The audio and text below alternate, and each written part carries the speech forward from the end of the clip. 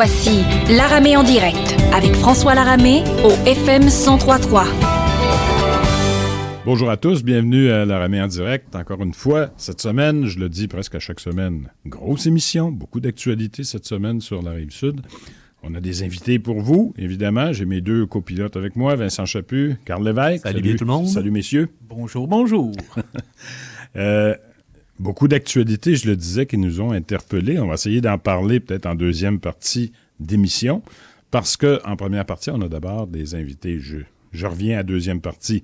On va avoir le député de Verchères, les Patriotes, Pierre Boucher, qui s'appelle Xavier Barsalou, qui est le député du Bloc québécois, qui va nous parler évidemment du congrès de la semaine dernière et de la candidature de Martine Ouellette. On a aussi Michel Bienvenu, qui est le président de l'Association libérale de Vachon, qui va nous parler aussi de la candidature de Martine Ouellette. En première partie, on reçoit, cela dit, la conseillère municipale de Longueuil, Monique Bastien, qui est avec nous. Bonjour, Mme Bastien. On a également Martin Boire, qui est de la Corporation de développement communautaire. Bonjour, Martin. Bonjour. On a ces deux invités en première partie parce que ça bouge évidemment du côté de Longueuil.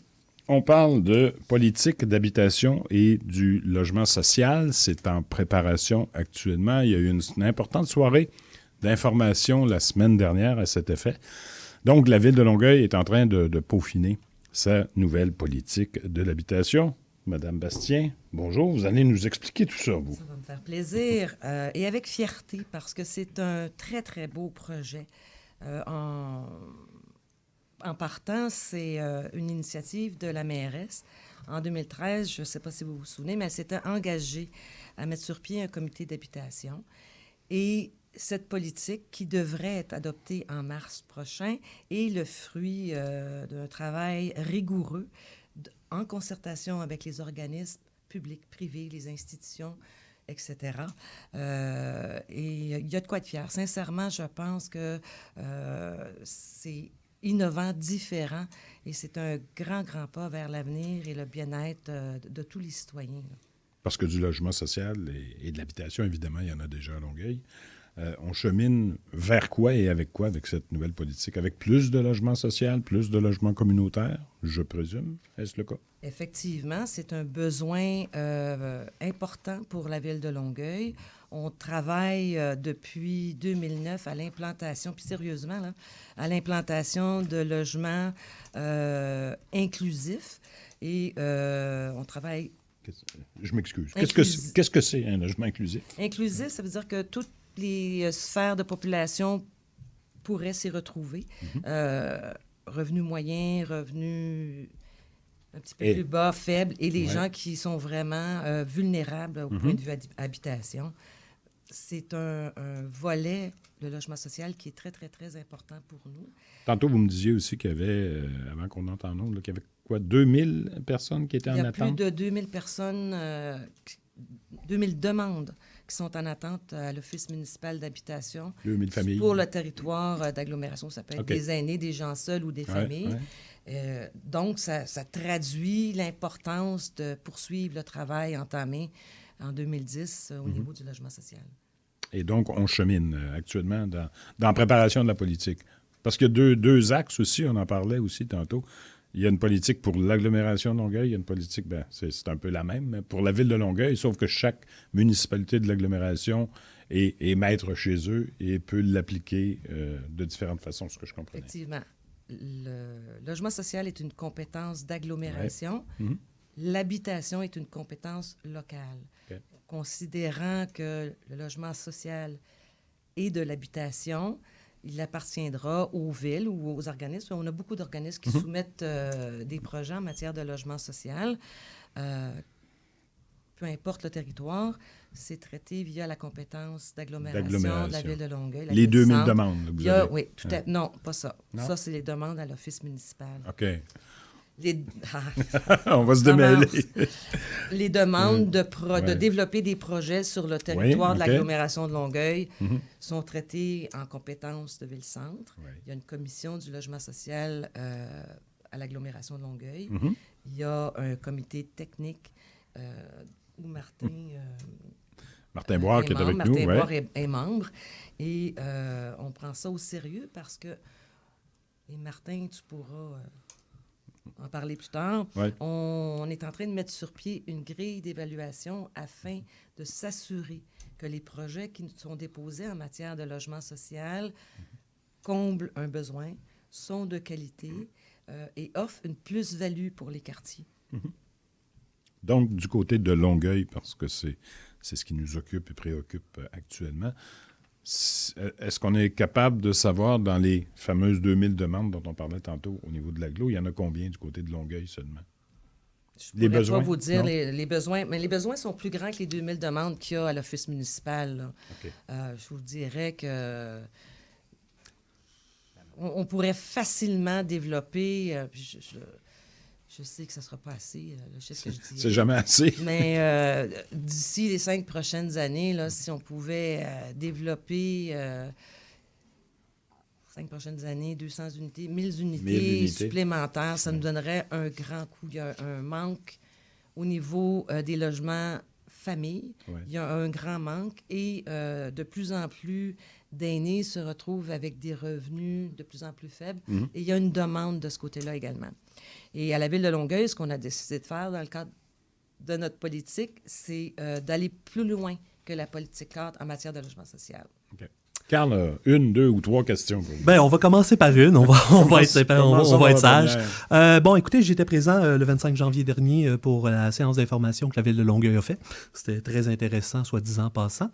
Donc, je me fais un petit peu le porte-parole des choses que j'avais entendues cette soirée-là. Et une des choses qui m'avait frappé, c'est que beaucoup de gens, critiquaient, je dirais, le mot est un petit peu fort, mais se questionnaient à savoir si un logement abordable qui coûte 95% du prix médian du secteur, si c'était pas justement un petit peu cher comme logement abordable selon vous? Je vous dirais que ça dépend des secteurs. Il y a des secteurs où le loyer médian est beaucoup moins élevé que le secteur où nous sommes en ce moment. Et effectivement, mais c'est une norme imposée provinciale pour calculer par la SHQ, pour calculer les logements médians. Oui, dans certains secteurs, c'est très élevé. Dans d'autres secteurs, un logement abordable est vraiment abordable. Oui, Martin? Oui, si je peux me permettre. Permets-toi. Oui, absolument. Effectivement, en tout cas, à notre sens, 95% du loyer médian pour une famille qui gagne le salaire minimum, qui est sur l'assistance sociale, ça reste clairement trop cher. Pour nous, la solution pour venir en aide aux 13 000 ménages locataires qui ont des besoins impérieux en logement, puis je pense que c'est important de le dire, derrière ces mots-là, besoins impérieux... Quand on parle des 13 000, c'est où? Ville de Longueuil l'agglomération, ou Aglo? L'agglomération, mais il reste quand même que la majorité de ces ménages-là se retrouvent dans la ville de Longueuil. Sur le territoire de la ville. Absolument. Derrière ça, c'est des familles qui n'ont pas assez d'argent pour manger ou se vêtir convenablement. C'est des familles qui n'ont pas assez d'argent pour combler leurs besoins élémentaires de base. Mm-hmm. Alors, pour ces 13 000 familles-là, pour nous, la réponse, clairement, c'est le logement social et communautaire, que ce soit l'Office municipal d'habitation, que ce soit les OBNL d'habitation, les coopératives. Puis, en même temps, ça vient aussi en aide à l'ensemble des familles qui n'ont pas nécessairement des besoins impérieux, mais qui sont dans la classe moyenne, puis que les coûts sont quand même élevés pour se loger sur notre territoire. Mme Bastien, est-ce que c'est possible de répondre à ces demandes-là en priorité, j'imagine, parce qu'il y a une demande encore plus forte et un besoin plus aigu? Effectivement, c'est démontré qu'une grande partie de la population de la Ville de Longueuil éprouve des besoins critiques en matière de logement.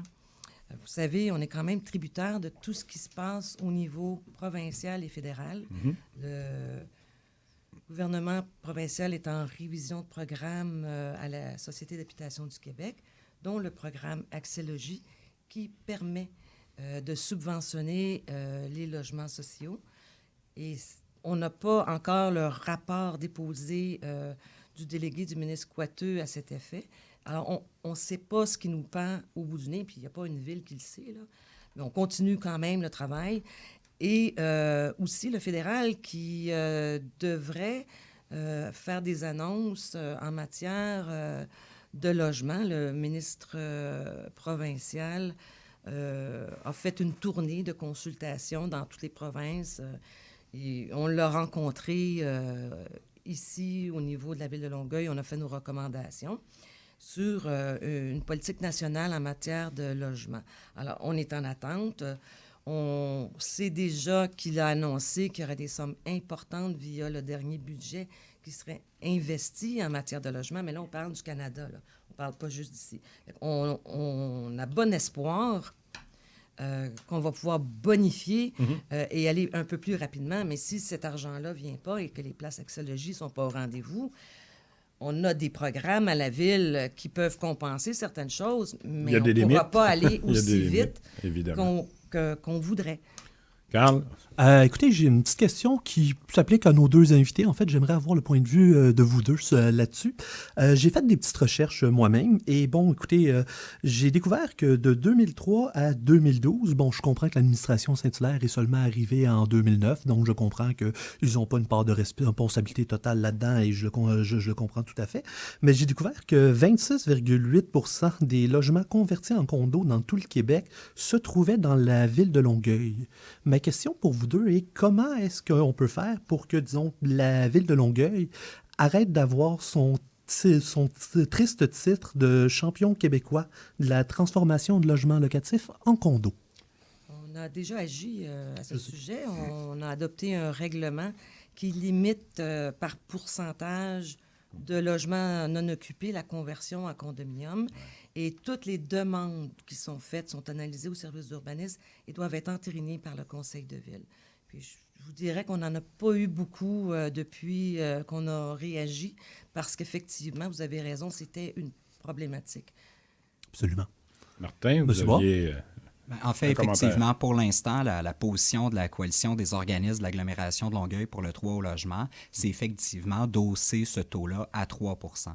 Par contre, on sait que la situation est complexe, puis c'est pour ça qu'on demande à ce qu'un groupe de travail soit mis sur pied pour réfléchir à tout ça, parce qu'effectivement, en fonction des secteurs, en fonction du type d'habitation, la conversion en condo n'a pas nécessairement le même impact. Mais pour nous, pour la protection, la défense des mal logés, c'est un des éléments pour leur venir en aide. Mais il y en a plusieurs autres. Par exemple, on parlait d'axologie, des demandes de modification réglementaire de Québec qu'on appuie, avec lesquelles on est en accord. Ça prend des unités pour la ville de Longueuil, considérant les besoins importants qu'on a.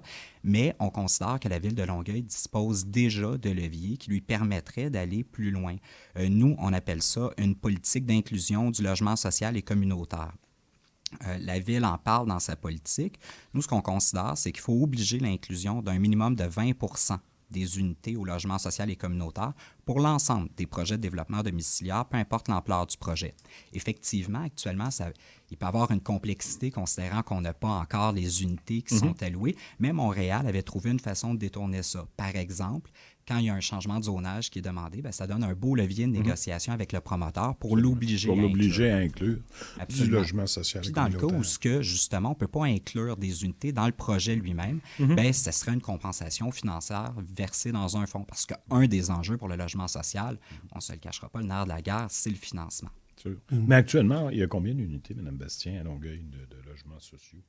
Il y en a Oui, beaucoup. Il y en a beaucoup un peu partout. Il y en a beaucoup, puis on a des projets qui sont en développement. Je vous dirais que depuis 2010, 2011, on a obtenu plusieurs unités. Vous comprendrez que, et Martin va être d'accord avec moi, que tu dois te battre avec la SHQ pour obtenir tes unités. Je vous parlerai de Terrasse Mousseau, qui est un exemple extraordinaire, qui est au total presque 160 unités, dont la première phase avance bon train, qui était dans un quartier totalement défavorisé. Mais ça a été une bataille de plus de 3 ans avec la Société d'habitation du Québec. Il a fallu impliquer les députés de l'époque qui étaient ministres afin qu'on puisse obtenir les unités. Le nombre d'unités est à l'époque était de 2500 au niveau provincial. La CMM en obtenait peut-être 1000 ou 1500, dépendant des années. Et il faut que tu te battes pour les avoir. C'est incroyable, là, ça n'a aucun sens. Je tiens à souligner, parce que oui, la Ville a fait du travail, mais il faut souligner le travail des bénévoles qui ont réussi à amener ce projet-là jusqu'à sa réalisation. Habitation communautaire Longueuil, portée uniquement par des bénévoles sans aucun employé, qui sont parvenus à réaliser un des plus importants projets de logements sociaux au Québec. C'est impressionnant. Celui des terrasses dont on parlait tantôt. Oui. Oui. Monsieur Boire en a fait référence tantôt. En fait, j'avais un questionnement. Bon, M. Boire parlait du 3 % tantôt. Quand vous parliez de ça, c'était bien le taux d'occupation de 3 % Dans le fond, ce que vous dites, c'est à propos de permettre la conversion du logement en condo quand le taux d'occupation est plus haut que 3 % En fait, est-ce que vous ne trouvez pas que c'est... Bon, je comprends qu'il passe de 2 à 3 % Vous ne trouvez pas que c'est un petit peu bas, 3 % pour permettre la conversion de logement en condo? Comme je l'ai dit tout à l'heure, ce taux-là, ça correspond à l'équilibre du marché qui est reconnu, qui est appliqué dans plusieurs villes qui ont des politiques comme celle-là.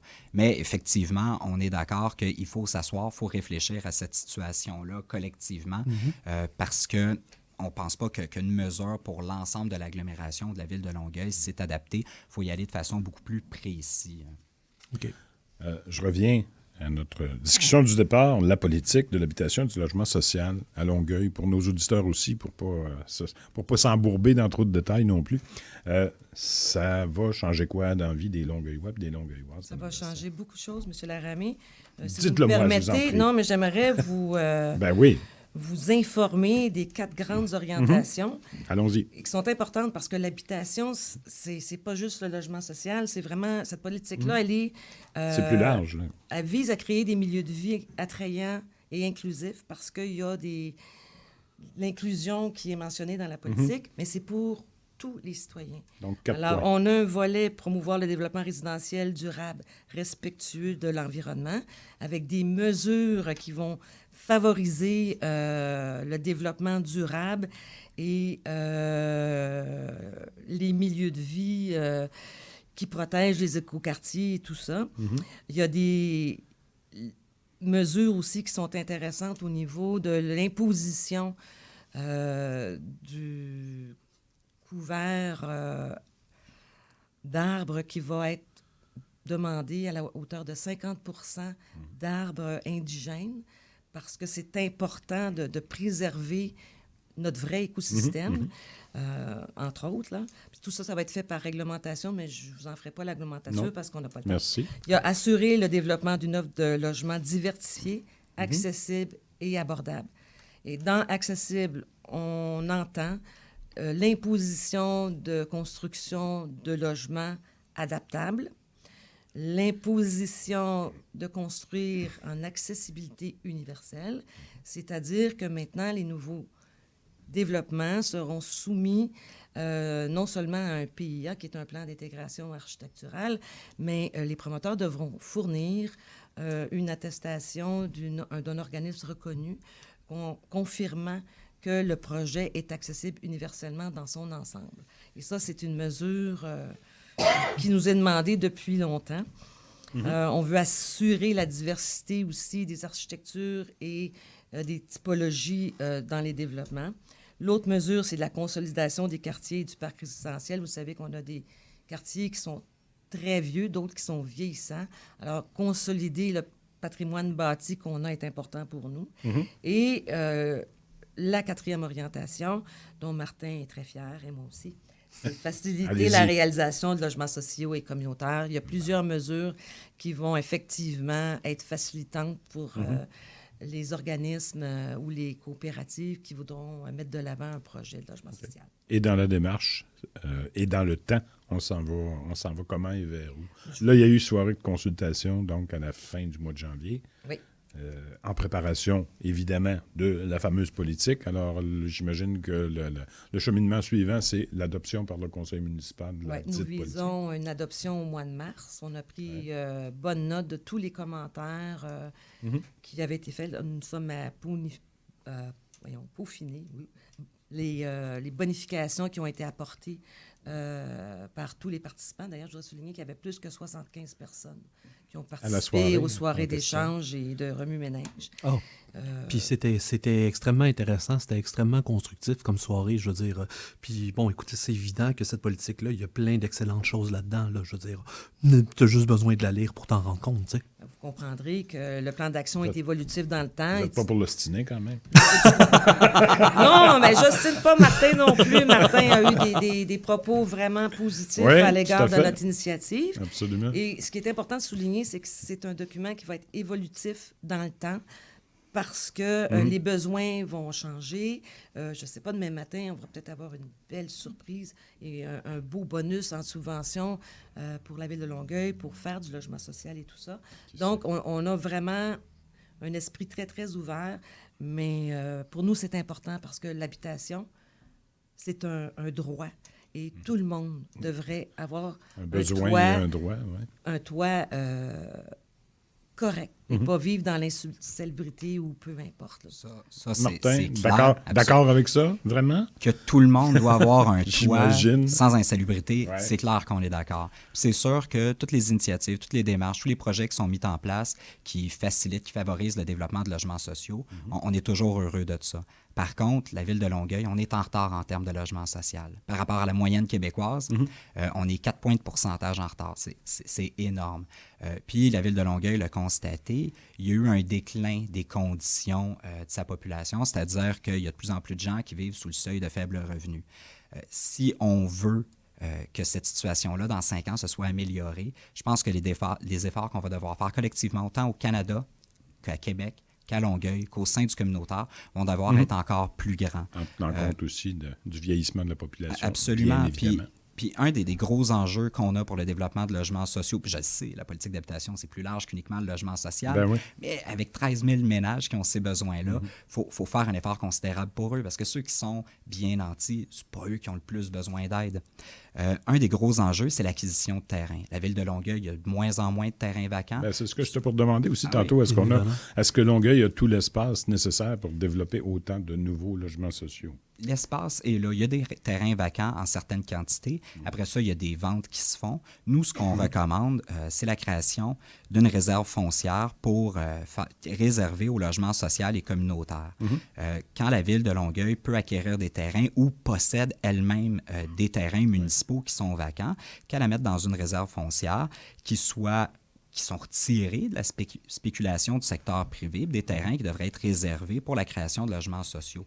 Parce que ce qui est difficile quand on fait une offre d'achat en attendant les unités d'accès logis, c'est que des fois, ça peut prendre 2-3 ans, alors que le promoteur qui vend son terrain, lui, c'est pas mal plus rapide. Ah oui. Absolument. Alors, de retirer ça du marché privé, on l'enlève de la spéculation, on réserve ces terrains-là dans des milieux aussi qui sont plus riches que les milieux périphériques dans les villes. On veut que les gens, le logement social, se retrouvent dans des quartiers qui sont dynamiques, qui sont vivants, qui ont une proximité de service, plutôt qu'à l'extérieur des centres urbains. Okay. Madame Bastien, est-ce que c'est possible, cette proposition? On a décidé d'opter, puis vous avez eu la conversation la semaine dernière, M. Bois. On a des programmes qui nous permettent de financer l'achat de terrain parce qu'on sait que le prix des terrains a bondi avec les évaluations en milieu urbain. Il y en a de moins en moins. Et ce programme-là est utilisé, je ne voudrais pas mentionner le nom, là, mais dans le cadre de 2 projets qui vont voir le jour, les premières pelletées de terre probablement cette année. On va en voir. Oh, oui. Tout à fait. Okay. Mme Bastien, dernière question, il nous reste... Dans la dernière minute qui reste, vos espoirs que le fédéral et le provincial emboîtent le pas? Disons que dans les dernières années, surtout côté provincial, on a beaucoup plus vu des coupures au sein du logement social que de l'augmentation des budgets. Donc, c'est ça, vos espoirs que le provincial et le fédéral emboîtent le pas? Moi, j'aime mieux fonder nos espoirs sur les programmes qu'on a mis en place suite aux coupures du provincial. Je pense que pour l'instant, ça fait le travail. Ça ne fait pas le travail suffisamment rapidement, j'en conviens. Mais au moins, on a fait cet effort-là et on va bonifier cet effort avec cette nouvelle politique. Et bon, effectivement, je pense que les gens fondent beaucoup d'espoir sur la réforme des programmes à Québec. Mais on va voir. On va voir. Écoutez, c'est tout le temps, malheureusement, qu'on a. En plus de ça, Gabriel, notre technicien, est en train de mourir. Alors, on va le ménager un peu. Écoutez, merci beaucoup. Madame Bastien, j'ai une dernière question pour vous parce que je la pose à tous les élus qui viennent ici depuis quelques mois, sinon années. Il y a des élections dans 8 mois. Est-ce qu'on revoit votre figure sur les poteaux cette année? Pas sur les poteaux, parce qu'on n'a jamais fonctionné avec l'affichage. Jamais eu de pancarte. Mais vous pourrez voir mon nom sur le bulletin de vote. OK. Merci, c'est gentil. Merci. M. Boire, merci beaucoup d'avoir été avec nous. Mme Bastien également, merci, c'est gentil d'avoir fait le point sur cette nouvelle politique. Alors, nous, on s'en va à la pause.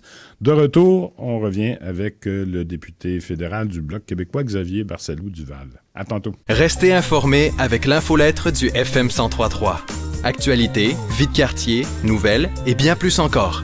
Directement dans votre boîte courriel. Pour vous inscrire, rien de plus simple. Allez au fm1033.ca et abonnez-vous sur la page d'accueil. On s'occupe du reste. L'infolettre du FM 103.3. Des nouvelles qui vous concernent avec une approche personnalisée. Jusqu'à 13h, vous écoutez Laramé en direct avec François Laramé au FM 103.3. Alors, tel que promis, on est de retour avec le député du Bloc québécois de la circonscription de Pierre-Boucher, les Patriotes Verchères, Xavier Barcelo-Duval. Monsieur Duval, bonjour. Bonjour. Merci d'abord d'avoir accepté notre invitation. On a évidemment comme sujet aujourd'hui le congrès que vous avez tenu en fin de semaine à Boucherville. Il y avait du monde, paraît-il, et ça fait jaser non seulement ce congrès, mais surtout votre prochaine candidate à la chefferie fait beaucoup jaser depuis dimanche.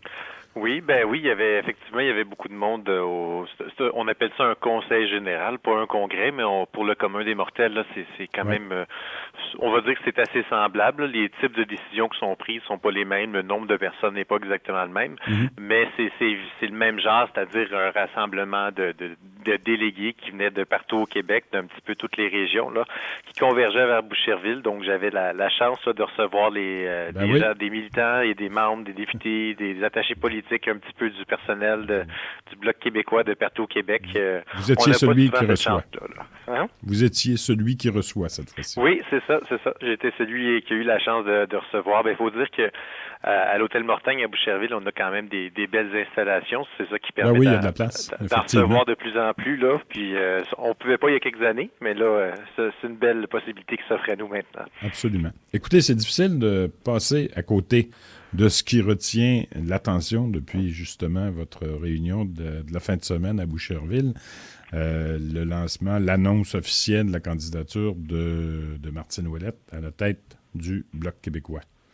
Ça fait jaser beaucoup, vous le savez. Je pense que tout le monde lit les mêmes choses, tout le monde entend les mêmes commentaires depuis dimanche. Je voulais vous entendre là-dessus. Que pensez-vous de l'idée de Martine Ouellette de vouloir occuper les deux fonctions de façon simultanée? Je le répète, là, mais encore ce matin, ça fait la manchette dans les journaux. Tous les chroniqueurs se sont prononcés depuis 4-5 jours là-dessus.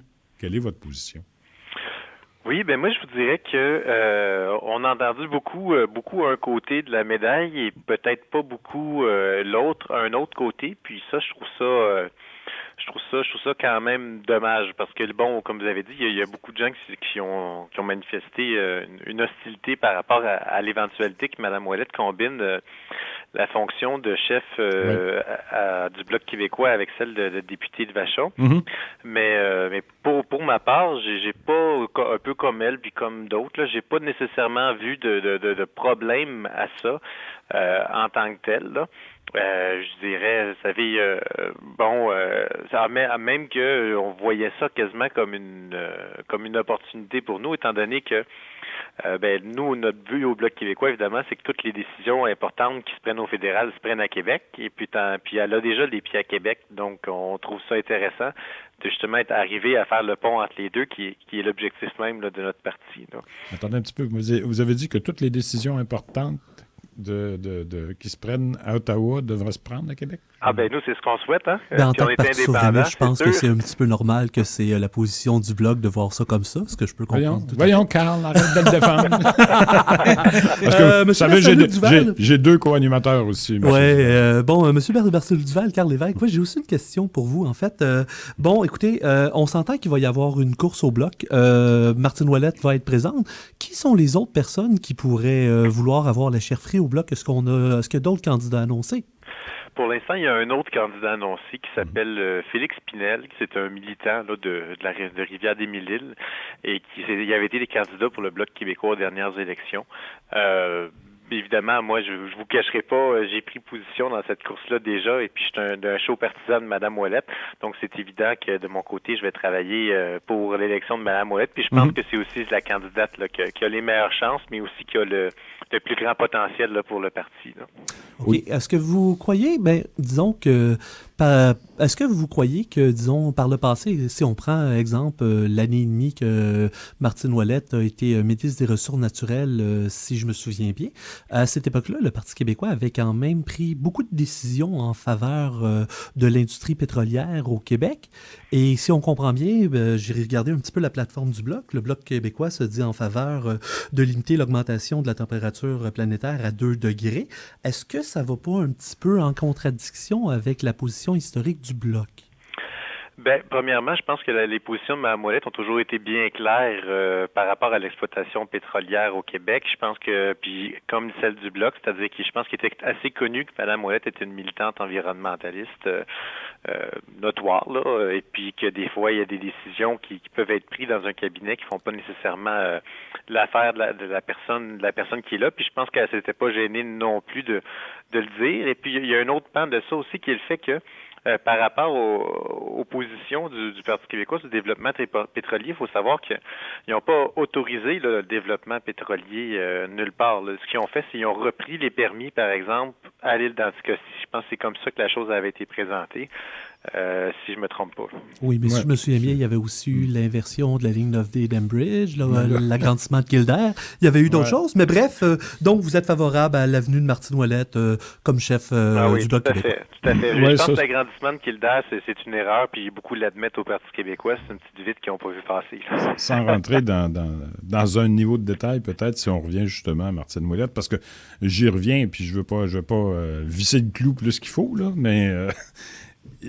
encore ce matin, je regarde les éditorialistes de la presse, les commentateurs dans le Journal de Montréal, puis j'en ai un même sous le nez actuellement, Claude Villeneuve dans le Journal de Montréal, qui dit « C'est bien mal engagé pour rebâtir le Bloc en le plombant d'une controverse qu'il traînera comme un boulet. » Parce que, encore une fois, c'est pas un secret pour personne, l'arrivée dans la course de Martine Ouellette comme candidate en voulant occuper 2 fonctions, je pense que c'est unanimement ou à peu près décrié, que ce soit par le Parti libéral, que ce soit par Québec solidaire, que ce soit par la CAQ, que ce soit au niveau fédéral aussi. L'ancien chef du Bloc aussi, Gilles Duceppe, a dit que ça n'avait pas de bon sens.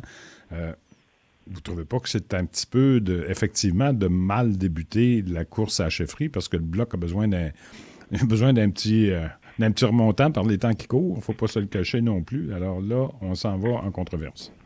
Ben, je suis d'accord avec vous sur le fait que je pense que ça suscite l'attention. Oui, on peut appeler ça de l'attention, mais ça, je pense qu'en tout cas, mais on peut je aller pense plus que loin. Ça suscite des réactions, c'est sûr, quand c'est quelque chose qui est nouveau, qui est inusité, qui est quelque chose auquel on n'a pas été habitué. Puis c'est sûr que après ma barre, quelque chose auquel on n'est pas habitué, généralement, on a la première réflexe, c'est souvent d'être réfractaire. Mais quand on regarde les choses au fond des choses, le commissaire à l'éthique a dit que c'était possible de le faire. Oui, le commissaire au niveau légal, c'est possible de le faire. Également. Et puis, il faut être clair, il n'y aura pas 2 salaires. Il y a un salaire, un seul, qui est son salaire de député de Vachon. Et puis, quand on dit combiner 2 fonctions, il faut savoir qu'un député à Québec, comme un député à Ottawa, ou n'importe quel chef de parti. C'est des jobs à temps plein. C'est des jobs à temps plein, puis tout le monde a un comté. Je veux dire, le chef du Parti québécois comme le chef du Parti libéral, ils ont tous des comtés à s'occuper. Donc, à ce niveau-là, le travail de comté, ça change rien. Tout le monde a ça à faire, en plus d'être chef de parti pour ceux qui sont chefs ou ministres ou tout ça. Donc, la charge de travail... Dans une seule législation, par exemple. Ben, les législations, c'est vrai, sont un petit peu différentes, mais il faut dire qu'il y a beaucoup de dossiers qui s'entrecroisent. On a le dossier d'Énergie Est, on a la question du transport de pétrole qu'on a mentionné un petit peu tantôt aussi. Oui. Les dossiers sont très nombreux, surtout les accrochages fédéral-provincial. Mais je voulais revenir sur un petit point que vous avez mentionné sur le fait qu'il y a une unanimité des chroniqueurs. Oui. Vous avez nommé le nom de Claude Villeneuve, là, qui est bon plutôt associé au milieu du Parti québécois en général. Mais Mais il y a aussi eu Gilles Ouimet, qui est au Club des ex, qui est plutôt associé au Parti libéral en général, que lui, de son côté, a trouvé que c'était quelque chose qui était possible, là, et puis que c'était pas impossible de combiner les deux nécessairement. Là. Oui, je comprends. Puis sans insister, vous l'avez fait aussi, puis vous avez des revues de presse qui vous l'indiquent depuis dimanche. Il doit y avoir 95% minimum de ce qui est écrit, des chroniqueurs et des commentaires qui sont faits, qui sont unanimes pour dire que, puis je regarde encore la chronique de Claude Villeneuve de ce matin. Il dit « Martine Ouellette doit choisir. Si elle veut être chef du Bloc québécois, elle doit quitter l'Assemblée nationale. Et si elle n'est pas capable de comprendre pourquoi, c'est peut-être la politique qu'elle devrait songer à quitter. » Bon, c'est un peu raide, là, mais quand même, il y a un discernement, je pense, qu'il faut faire. Puis 95% au moins des chroniqueurs s'entendent là-dessus. Alors, peut-être que la pression populaire va faire en sorte que Mme Ouellette va en décider autrement, chemin faisant. Ben c'est sûr que ce sera sa décision. Ce sera à elle de voir au final là, qu'est-ce qu'elle décide de faire. La course n'est pas terminée, puis elle n'est pas encore non plus chef du Bloc québécois. Ce sera à voir en ce moment-là. Mais comme je vous dis, oui, il y a une... en tout cas, dans l'espace public, la plupart des commentaires sont négatifs. Ouais. Mais je pense pas que ça veut dire pour autant... parce que la plupart des commentaires sont négatifs, que c'est quelque chose qui est impossible ou qui ne peut pas fonctionner. Surtout, tu sais, je vais vous prendre un exemple là, quand même assez récent. En 2014, vous savez, dans l'espace public, la plupart des chroniqueurs étaient opposés à la charte de la laïcité. Et malgré tout, l'opinion publique était très favorable là, à cette charte-là. Donc, c'est sûr que c'est un indicateur que ça suscite des questions. Il y a des gens qui veulent avoir des réponses. Puis je pense que c'est bien qu'on en parle et puis qu'on explique les choses. Alors, j'ai Carl Lévesque, une dernière question. Oui, j'ai une dernière question. Bon, écoutez, je comprends que vous voyez très positivement l'arrivée de Martine Ouellette à la tête du Bloc. Comment que vous voyez ça pour le futur du Bloc? Est-ce que vous avez l'impression qu'à la prochaine élection, vous auriez la chance de faire une plus grande percée au Québec, d'aller chercher des comtés qui vous ont été ravis par le passé, par exemple par la vague orange du NPD à l'époque?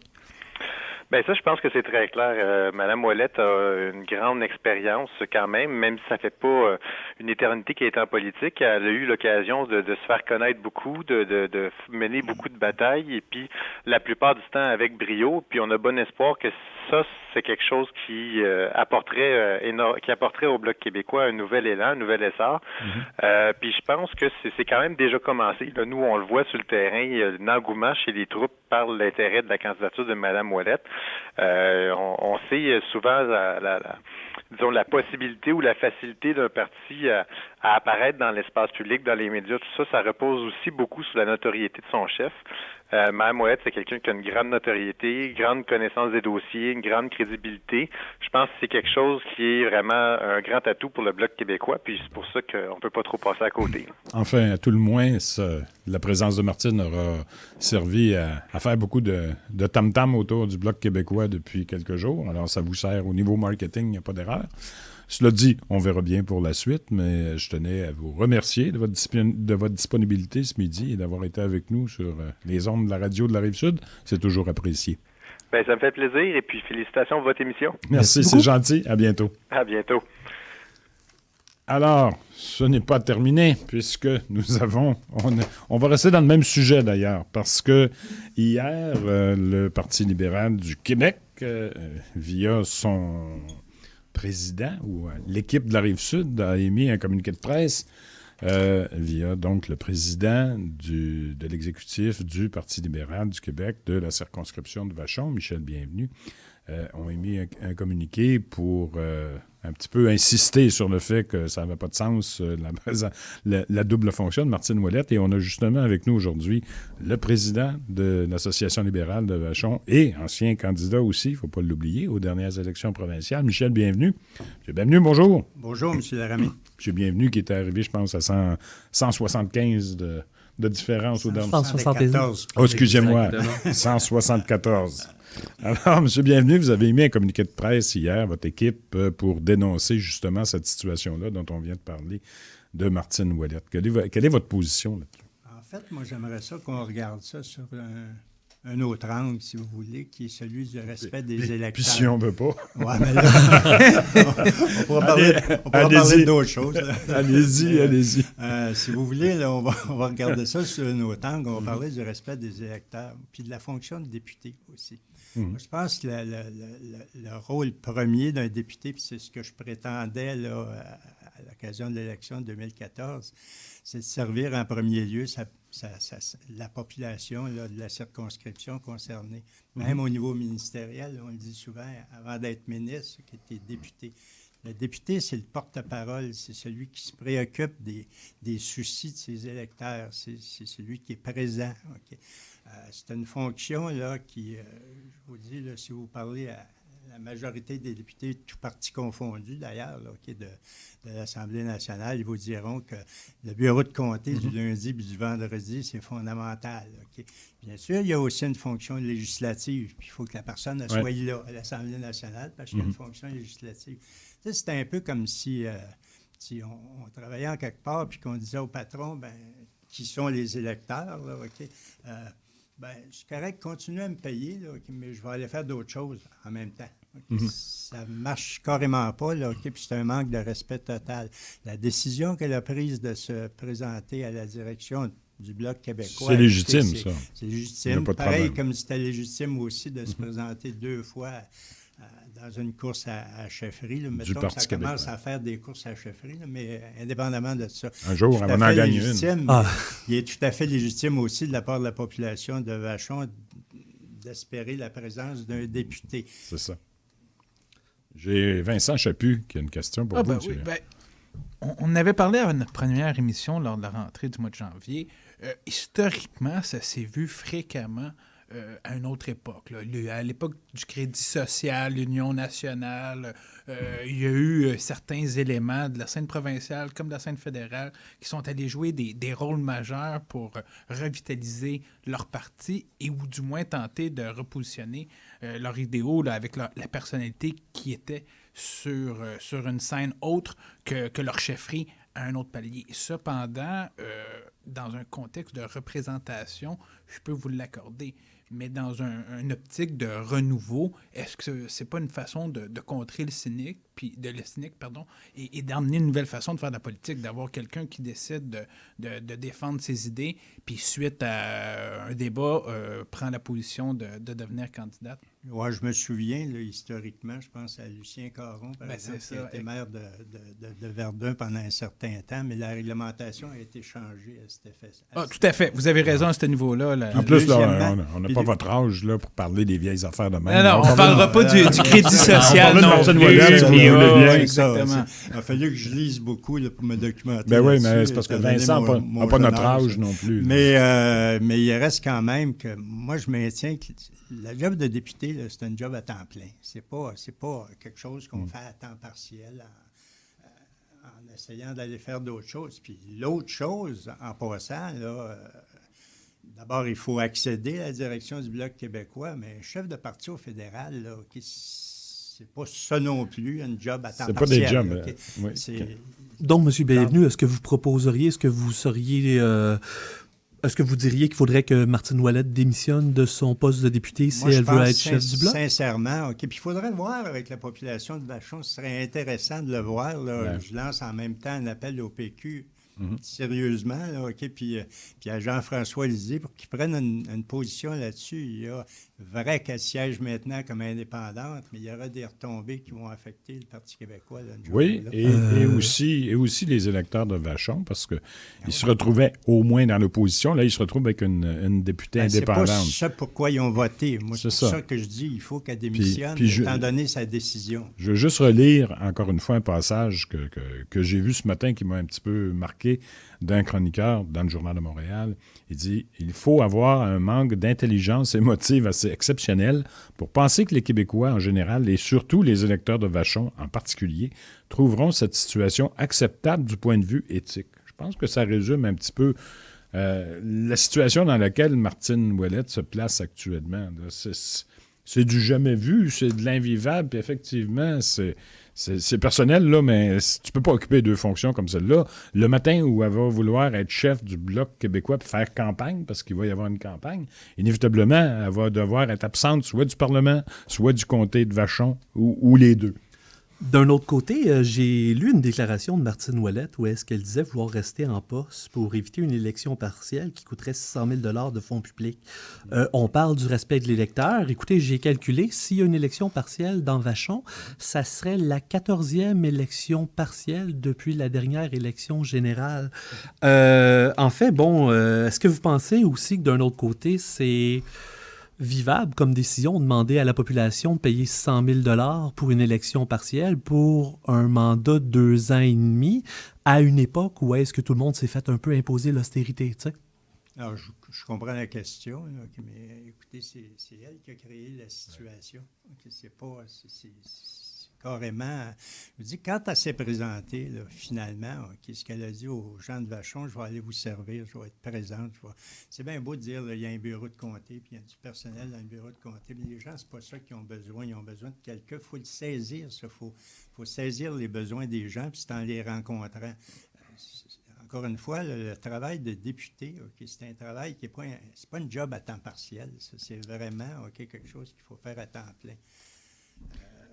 Et en plus, sans en ajouter, mais c'est des commentaires que j'ai lus aussi depuis quelques jours, effectivement, au niveau même financier, c'est sûr que Martine Ouellette a indiqué qu'elle ne voulait pas toucher 2 salaires puis qu'elle ne mangerait pas à 2 râteliers, sauf que le matin où elle prend sa valise puis elle s'en va faire sa campagne au fédéral, bien, c'est les gens du provincial, c'est le gouvernement provincial qui paye pour parce qu'il vient de là, son salaire. Puis le matin où elle s'en va au fédéral, où elle s'en va à Ottawa pour gérer l'équipe des députés là-bas, bien, c'est aussi son salaire de député de la circonscription de Vachon qui va être utilisé inévitablement. Alors, d'un côté comme de l'autre... il aurait peut-être fallu poser la question aux députés du Bloc tantôt, à savoir si justement les députés pro-Martine vont, une fois avoir gagné leur pari, débloquer un certain budget pour faire comme Option nationale le fait avec M. Hossan, parce que on dit que le Bloc n'a pas d'argent. Bon, mais en dehors du fait de ne pas avoir d'argent, on est tous conscients que d'assurer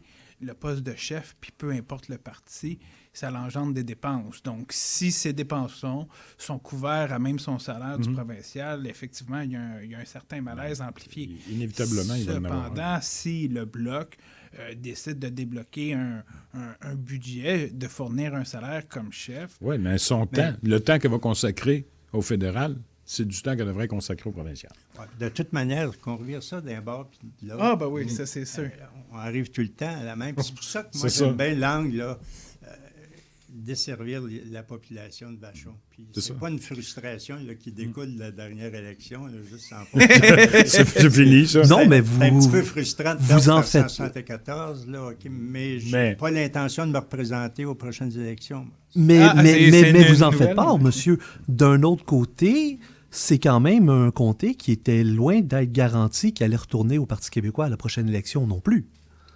Surtout dans les circonstances. Je pense que là, il va y avoir un questionnement à se faire. C'est bien certain que si le Parti québécois, c'est pour ça que j'en appelais là, à Jean-François Lisée tout à l'heure, c'est de dire, écoutez, qui mettent ses culottes de chef, qui disent c'est le travail puis qui envoient un message à tous les députés de son parti d'un autre côté, puis à tous les députés de l'Assemblée nationale, vous êtes élus pour servir. Mais maintenant... C'est ça qui devrait être le...